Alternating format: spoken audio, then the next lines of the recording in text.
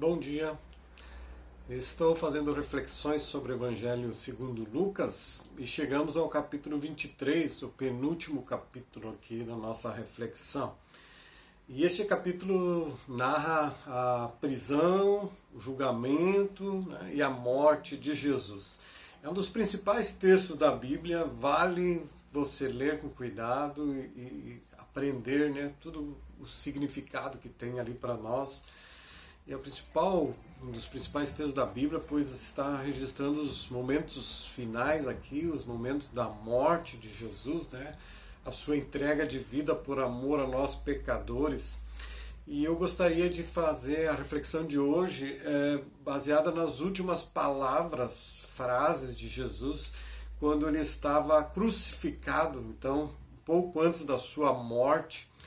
Algumas frases que eu vou citar aqui não estão no Evangelho de Lucas, mas foram citadas pelo apóstolo João, né, e pelo apóstolo Mateus. E são frases que não são frases soltas assim, né, disse alguma coisa lá, não. São frases de significado espiritual, profundo para nós, que tem resultado eterno, né? Então, até essa reflexão vai ser um pouquinho mais longa que as habituais que eu tenho feito aí. A primeira frase de Jesus está em João 19, 28, quando Jesus, então, na cruz, disse: tenho sede.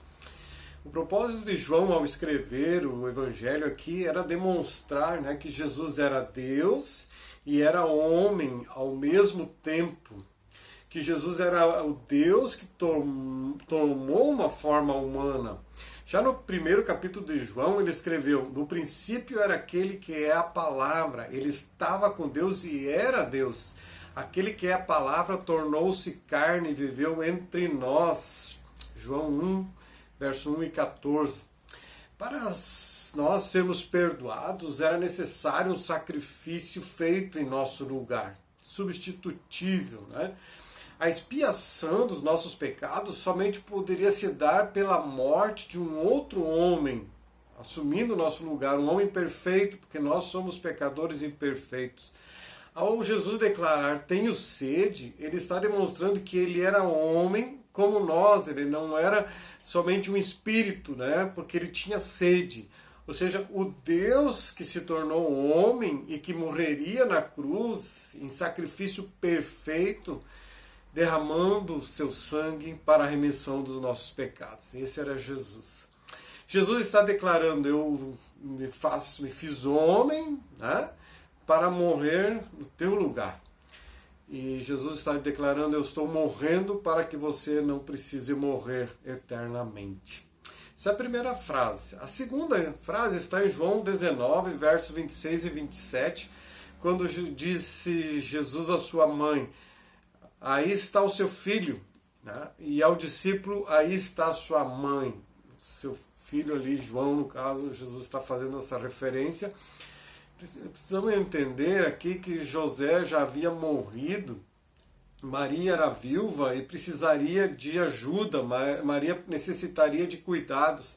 Então, ali na cruz, Jesus está demonstrando a sua preocupação com as outras pessoas, com a sua mãe, com o seu discípulo, e mostrando para nós que nós devemos cuidar uns dos outros. Jesus está dizendo: olhem para a cruz, eu estou dando a minha vida por vocês e eu estou morrendo para que vocês vivam unidos. Então desfaçam qualquer diferença, vivam em unidade, porque eu estou morrendo para isso. A terceira declaração de Jesus está em Lucas 23, verso 34, quando Jesus disse: Pai, perdoa-lhes, pois não sabem o que estão fazendo. Mesmo em meio ao seu sofrimento terrível ali, sofrendo, crucificado, Jesus ainda assim pensava nos outros, né? Ele intercedeu então ao Pai em favor daqueles que o estavam crucificando. Com o sangue derramado na cruz, Jesus vai conquistar o perdão de Deus para cada um de nós. E este perdão não era somente para aqueles que o estavam crucificando, era para aqueles que estavam crucificando, era um perdão estendido para Pilatos, que o tinha julgado, era um perdão que se estendia a Caifás, um perdão que se estende e chega a nós, chega a mim e a você. Deus está dizendo, Jesus está dizendo: Pai, perdoa-lhes. porque Deus quer nos perdoar, por isso que Jesus morreu na cruz.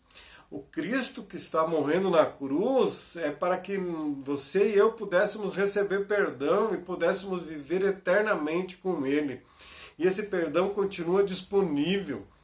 A pessoa precisa reconhecer, se arrepender, reconhecer que essa morte de Cristo na cruz foi em seu lugar, em sacrifício no seu lugar, crer em Jesus, nessa obra de Jesus em seu lugar.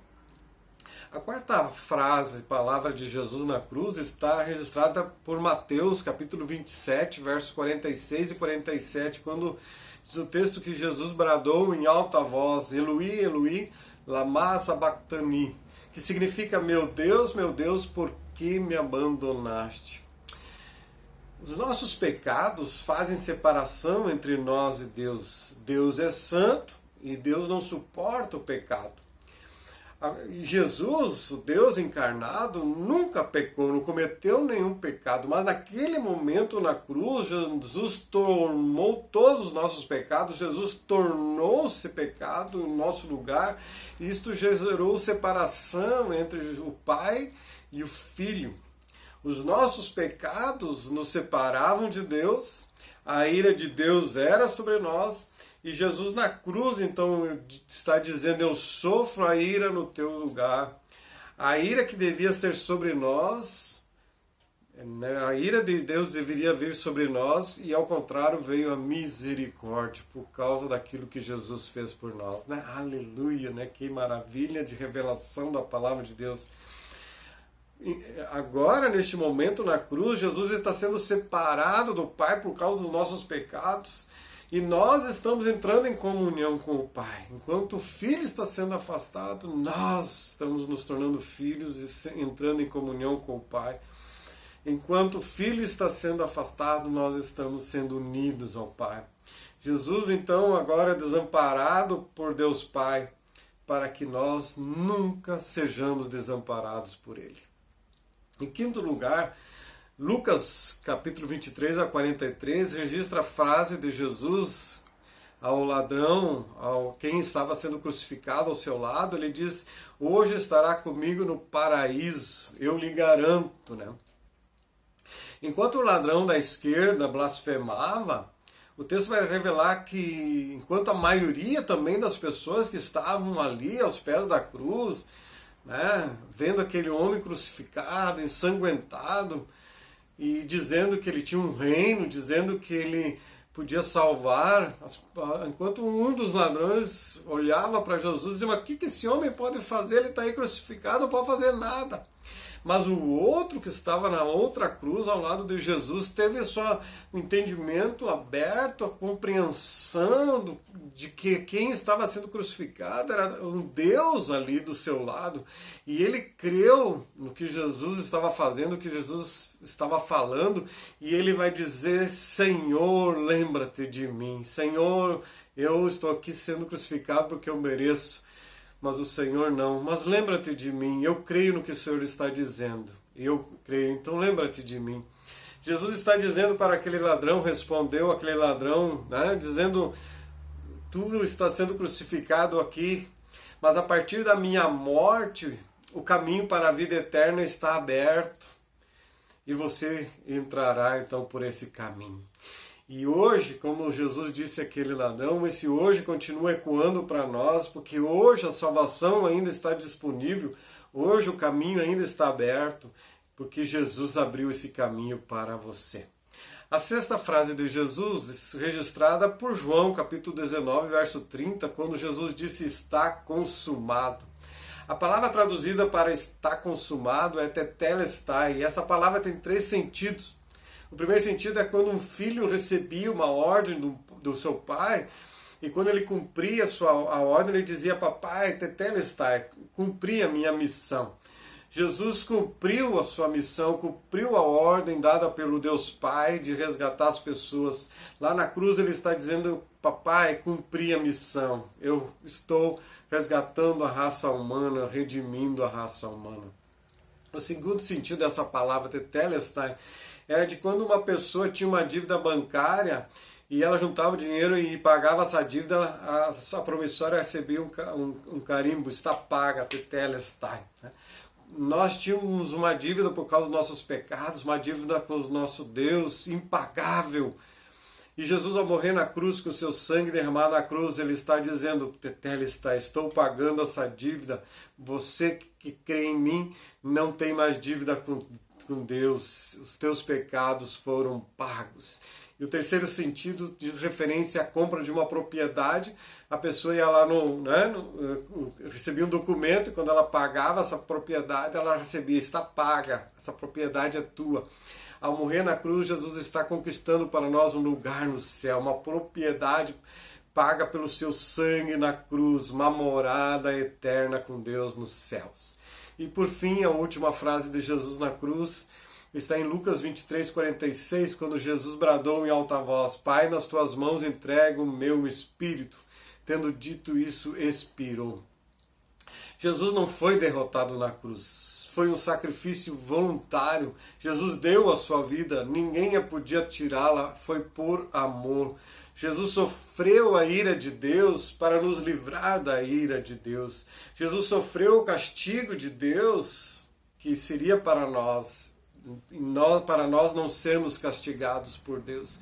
Jesus assumiu o nosso lugar na cruz para que nós tenhamos um lugar no céu. Aleluia, né?